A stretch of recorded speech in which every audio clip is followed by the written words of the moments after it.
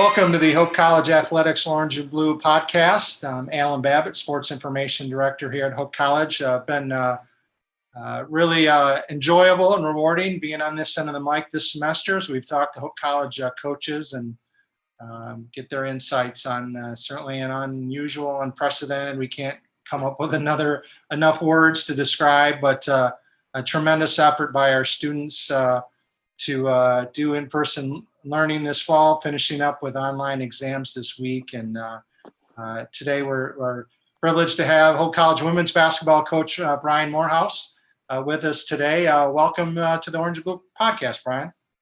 Thanks, Alan. I've really enjoyed listening to the other coaches and appreciate you having me on. Take me through this. We'll start with this year's team. Obviously, I mean, we don't know when you're going to play. All those other things are decided by outside things. But I know your team has been hard at work and working together, practicing individual workouts and team workouts. And so just take me through what it's been like. I mean, last spring we had the NCAA tournament. You had to deal with that and all the emotions with that tremendous team. New year, a lot of faces, but a new team. So just take me through the progression since last March of how this Sure. team has, come together and work during, this pandemic.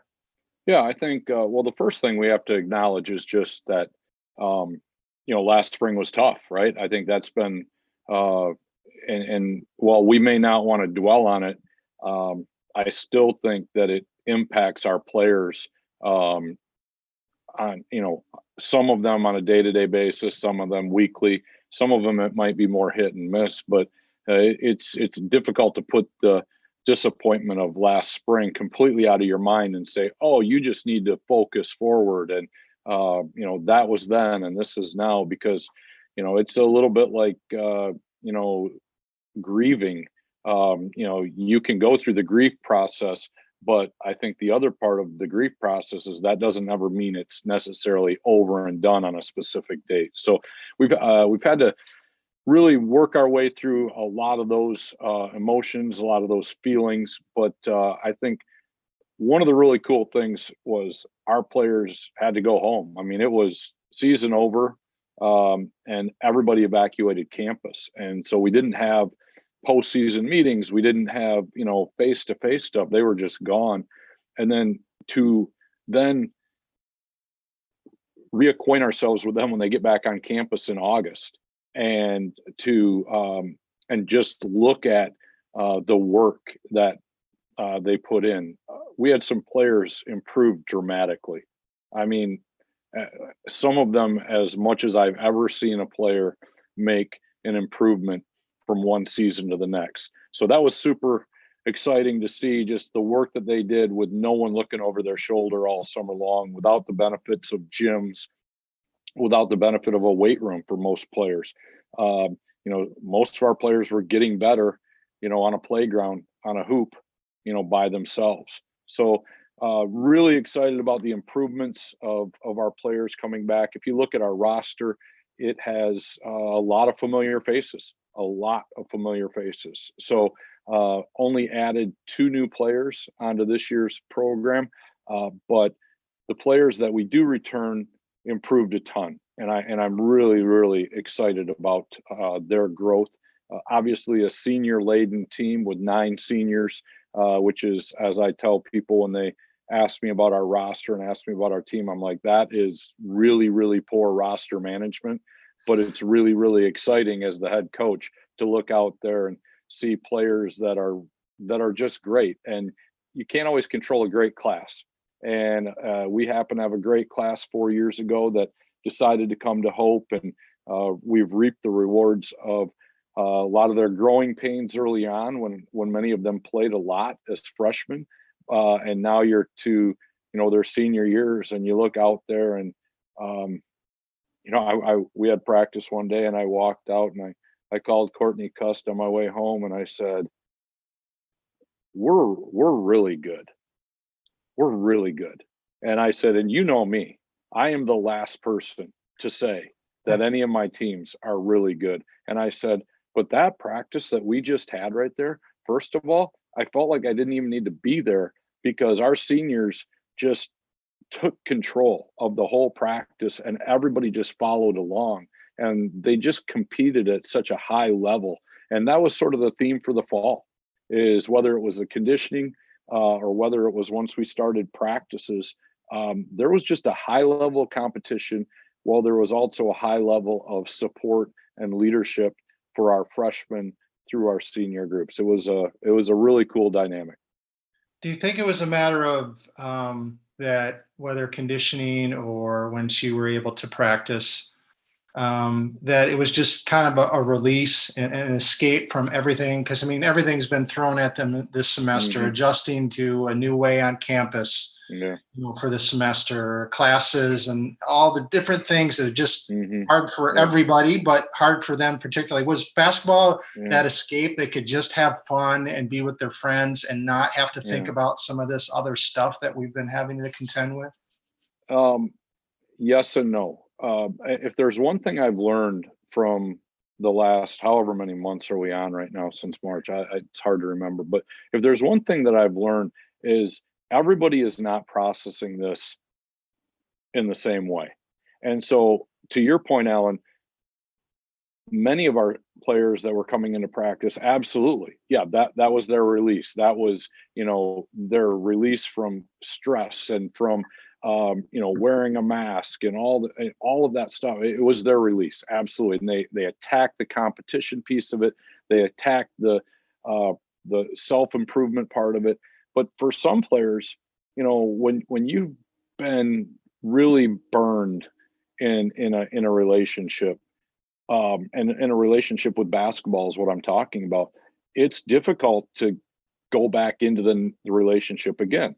And so for many of them, yes, stress relief, see their friends. For others, harder, because they were coping with, there is risk involved in investing in this season coming ahead, because what if they're disappointed again?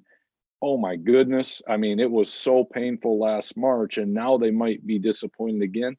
Difficult for players to risk. So a little bit of everything, everybody processes it differently, and we need to meet each individual player on where they are and not where we are as coaches.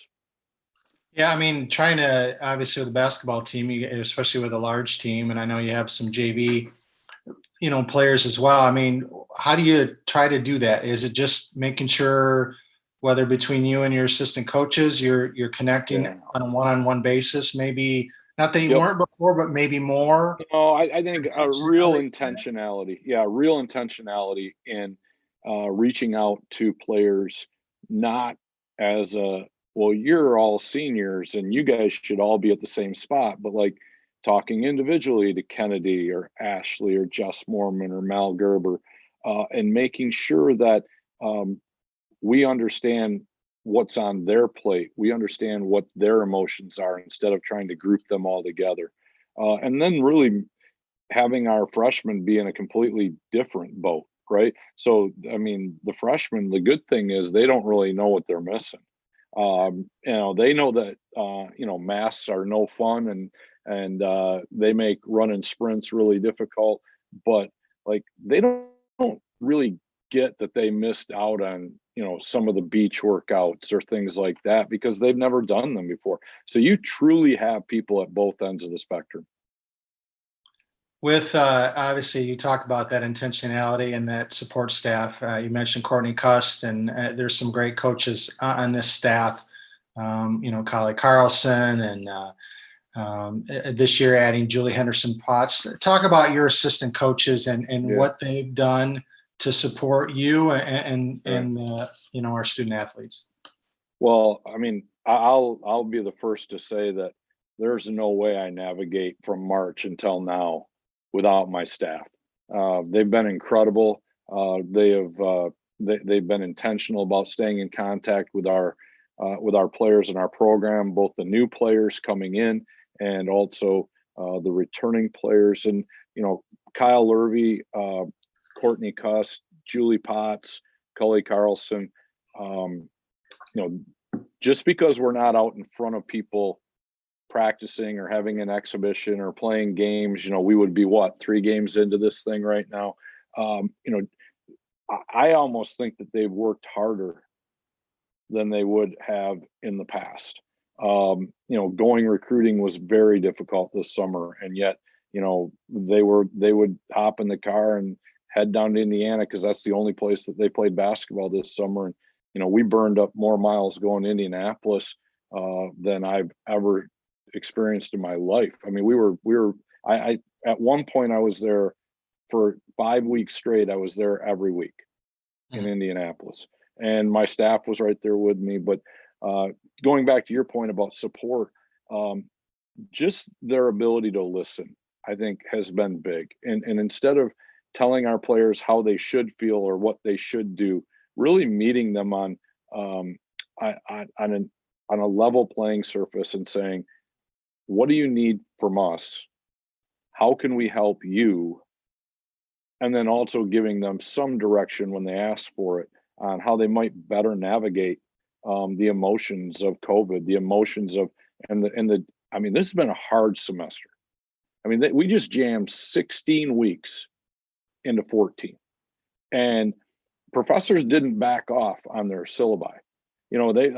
Our players are doing the same thing. Some of them going to class on Saturday mornings so that they can get all of their contact hours in with professors. So it's been hard, but you know what? Through our staff and through the support of player to player, they've navigated it really, really well. And I think that our freshmen have succeeded because of our upperclassmen really helping them understand, how they can do this and that it will be okay and that they got this. That's a common theme in our program is you got this when people are struggling. And there's been way too many life lessons and you got this since last March. But together we've navigated it. And, Julie Potts brings great. I love what she brings to our program as a new coach. She coached at the college level at Bluffton for a couple years. And then she became a head coach at the high school level for a bunch of years and really learned how to work and communicate and anticipate questions and concerns by families and players. And she's been a great piece that we've added since last March and has been super helpful in navigating this thing and really simplifying some of it because, we had to go back and do stuff that we've never done in our program before. We've never had individual workouts or small group workouts like we were allowed to do starting on October 1st. So I'm sitting there looking at, Kyle Lurvey, who was a high school coach, Julie Potts, who was a high school coach, and Cully Carlson, and said, how do you do this? And they were they're like, oh, this is like June right now, coach. Here's how we do it, And I was like, why would we do that? And they're like, oh, don't worry. Like, this is all part of the process, just like it was in high school. So they were all very helpful, not just with the emotional piece with our players, but also with the teaching piece that I hadn't had a whole lot of experience with and would never have been able to do it without them. What did you see or observe from that individual workouts that you had to do that you think have been beneficial? Yeah. I think the ability to break things down really, really carefully and take time to teach the why more than we've ever done for our players was helpful. And, I'm not a slow it down kind of a coach. And so, because I've never had the opportunity, it's always been, tryouts start on October 15th and we play on November 8th. We got 3 weeks to figure this out. And oh, by the way, if we lose a game, it could cost us an NCAA tournament bid. So that's always been my mindset. And just having their ability to say, coach, we got time where we can teach the real technicalities of what we're doing right now. And then to watch our players just improve like I've never seen our kids improve over a course of time. It was awesome. And so just footwork types of things, things that we really had wanted to stress. We wrote down a list of to-do items coming off last March. We thought that we would to do them in practice, normal practice, but being able to break those down further was really, really an awesome opportunity. Obviously, people are familiar and used to seeing you on the sidelines at DeVos Fieldhouse, but that's not the only hat you wear, and especially uh, busy working on some other different areas. Part of that has been being the DeVos Fieldhouse director and coordinating everything that goes on of Yeah. the building and keeping it organized, and even more challenging with some of the things that needed to be done. Talk about that work and what you've done to try to help DeVos Fieldhouse be maximized in terms of its use for all our student athletes. Yeah, I think the college has done a great job in providing fitness opportunities for our students on campus in a safe manner. And it's been a complete team effort. It's been an effort between, our physical plant, our janitorial staff, planning with myself, Tim Caberna, Dan Margaret's, just how can we safely um, provide those opportunities on our campus. The steering committee has been absolutely critical to helping guide the process. Very fortunate Lindsay Engelsman is on the steering committee and also across the hall from me so that we can really anticipate some of the needs of the facility. But I think we've rolled it out great. We've had to do it in smaller numbers. Typically we can have 50 people in our weight room. We're limited to 25 right now. So a lot of pressure on Coach Margaret's to, as far as the strength and conditioning piece, a lot of pressure on us to just making sure that we maintain a clean facility. How I train my workers changed tremendously this year. I mean, we're wiping down equipment, 5, 6 times a day, every hour on the hour. Our students have been great. The students that use the facility have been amazing this year. I mean, to walk through there and just watch a young person, who could just walk away from a bench, intentionally walk over, grab the cleaning solution, spray it down, wipe it down, and keep going, just shows the level of investment in our student body and keeping us in person and keeping everybody safe. So it's been awesome, but I couldn't have done it without all the help. And it's been a great part of my job. I've enjoyed it because I like problem solving, and this was the ultimate jigsaw puzzle on how to put it together.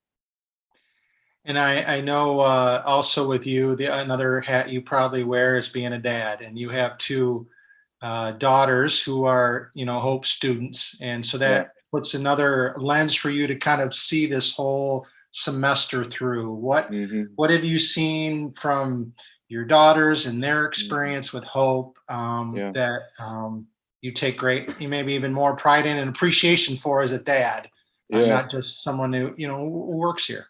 Right. Obviously, people see the hat that I wear as a basketball coach, but I've it's been amazing to watch Hope College work. And when I say work, I mean we're just not putting out documents, and I mean the work that the college has done um, to really support students on our campus in less than ideal situations. And it's as a dad, my daughters looked at tons of different schools and landed on Hope in their final decision. But those weren't easy decisions for my children. First of all, not everybody wants to go where their dad is sitting on the campus and they're going to run into him all the time. But I think that it has turned out to be a true blessing for me, and I think to my daughters as well, because um, that a number of times I'd see them walking across campus and they'd come up and I'd give them a hug, and I'd say, how's it going? And they're like, well, better than so and so. And I was like, what do you mean by that? They're like, well, their campus just got shut down for 2 weeks, stay in place. Or a couple of Emma's, my freshman daughter, some of her friends were all set to go off to some of the state schools, and then they shut down on campus housing before they even got there. And Emma started to complain about the food one day, or it was hot in her dorm or whatever. And I said, well, you could be, so and so. And she goes, yeah, I know, I thought about that the other day. I'd be sitting in the basement looking at you and mom. She goes, this is way better than doing that. And I was like, see, there's always a bright side to everything. And but I just give great credit, to student development on our campus, to the steering committee. As a dad, not as a college basketball coach, as a dad, it has been amazing to see the experience that my daughters have had this year. And I'll say this, we're getting to the end of exams right now, right? We're in it. And my daughters, they love their mother and they kind of love me. But they love their mother. Like, they don't want to come home. They love being on campus with their friends. They are going to miss being on campus. And as a dad, there is nothing that you could want more than for your daughters to love the place that they're at so much that their default is not to run home, but it is to be on campus and experience a college. I was going to say, Dave, I was going to mention, we mentioned there how, I think it was Emma talked about not wanting to come home. And I would imagine as a coach, putting back your coach hat on, you'd be able to kind of, as I know recruiting continues, and to be able to kind of show and talk, and parents to see that maybe more than even words, I would imagine is helpful. Yeah. How big is that on recruiting, just to see how we've tried to approach this and support everyone? Yeah, the response of recruits coming on campus and to their parents has been, they are blown away by Hope College, blown away. We're walking across campus and they're like, so everybody just wears their mask? Like, even when they walk to and from classes, I go, yeah, that's the understanding. That's what people do. And they're like, and they actually do it? I'm like, yeah. Like, do you think these students want to go home and, sit in their parents' living room and look at them? They want to be at college. That's why they chose Hope. They want in-person learning. They want to see their faculty members. They are doing everything they can. And for the sophomores through seniors, why? Because they saw what happened last spring when we had to go home, and they didn't enjoy that. They didn't enjoy the Zoom learning. They didn't enjoy, being in their parents' house. Like, they love Hope College. That's why they chose to come to Hope. And it has been a real key, in my opinion, in our recruiting this year, is how well the college has navigated COVID. It has been a real, plus for us to say, this is what makes Hope unique, is our ability to stay in person, because our students value in-person learning. Classes of 25 students, they truly value the Hope experience. Another hat you have is as a Women's Basketball Coaches Association board member, and your work with that organization. Talk about that and what, kind of that lens and what you've learned, and what, how the WBCA has been trying to help coaches like yourself, work through everything the challenges we have. Sure. Yeah. Well, the WBCA is the most incredible membership I've ever been a part of. The leadership of Danielle Donahue and the people that I share time with on that board, it's been an incredible experience professionally for me, just to see how much they care about not just Division I, but every single level. And it has made me incredibly grateful at the Division III level, just to see that, yeah, absolutely. Division I, that's going to get a lot of the publicity and things like that, the women's Final Four and everything. But to see the amount of time and effort that they put in Division III, and then being able to be part of the group that gets that message out to our constituents, has been a real growth opportunity for me. And it's just the amount of work that's being put in to hopefully have a Division III season this year, amidst a pandemic, amidst budget concerns across the nation, right? Schools are fighting to stay open. And when I say open, I mean to not dissolve permanently. And so trying to balance that piece out with also providing an athletic opportunity has been fascinating to watch behind the scenes.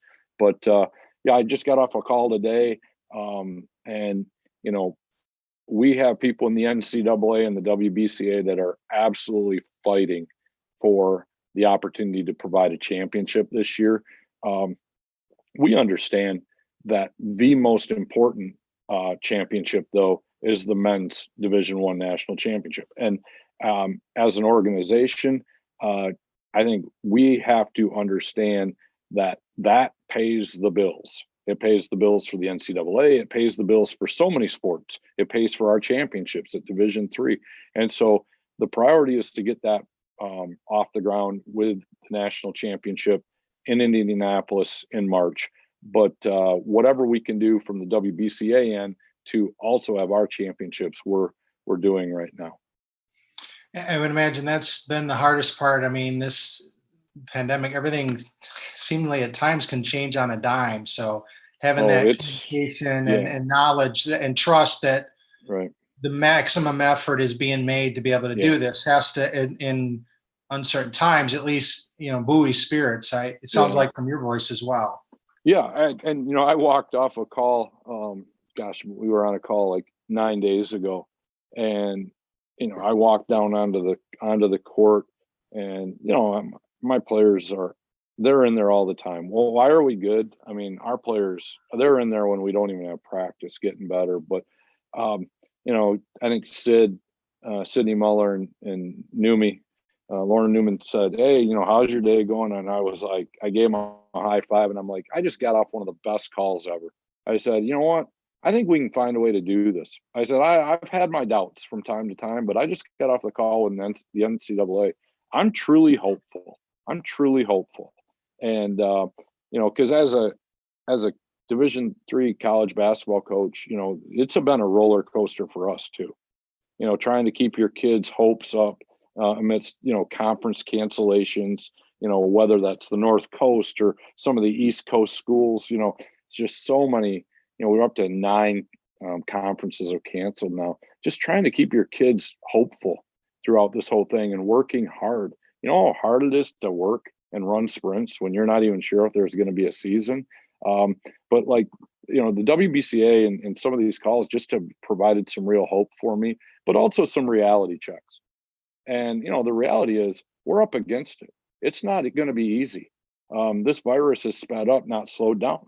And so just being able to hear the reality of that and kind of being on the front end of maybe delivering some of those tough messages to our constituents, or, delivering those messages of hope throughout Division III has been a really great professional opportunity for me.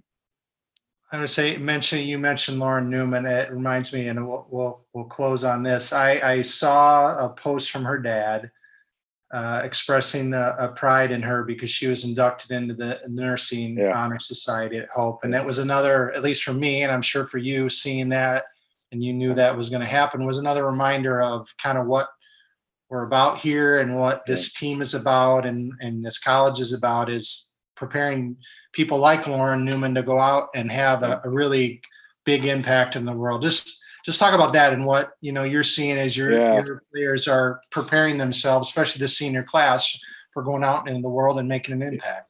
Yeah, I said to a few of them the other day, we're sitting around talking. I said, well, you certainly have some talking points when you interview.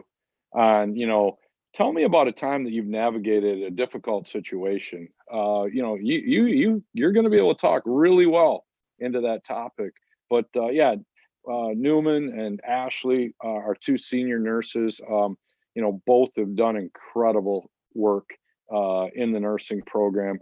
Ashley Thomas just announced as the top nurse in the senior class at Hope College, which is an amazing thing. And Lauren Newman has just navigated the nursing program so well and has excelled. And they're out doing their clinicals right now amidst a pandemic. Walking into those situations, walking into emergency rooms and hospitals with beds that are full. It's been an incredible experience for them. But they've done it really well. It's a high stress academic area on our campus. I mean, nursing's hard, but so is engineering, and I've got a couple engineers, and so so is social work and doing some of your placements out there. We have pre-med students. I walked through the gym today, and I've got two of my sophomores in there shooting. I go, "How's it going?" They're like, "Hey, you can only study organic chemistry so much. We came in to burn off a little bit of stress." So it's these are real people who happen to play basketball in front of sold out arena at the DeVos Fieldhouse. But when you think about the things that these young women balance out on a daily basis, academics, their social life, their families, the athletic piece, the faith base, they're incredible. I am around incredible women every single day, and it is the best part of my job is that they make me better, and it's a lot of fun, and we're going to make it through whatever this getting through is. And if given the opportunity to play a basketball game, I think that we're going to be really good. Well, we will keep the hope that is going to happen. And thank you Brian for joining us on the Orange and Blue podcast. We will. Our next interview will be with Tim Schoonveld, our athletic director, and as he reflects on this semester and then what lies ahead. The work continues to get some competition going here at Hope and in the MIAA. So thanks, Brian, and happy holidays. Thanks a lot, Alan. Thanks for all your work, and thanks for keeping Hope College athletics in front of everybody in the form of this podcast. We might not be able to play, but they can still get great insight, and appreciate all the work you do. Thanks, Brian.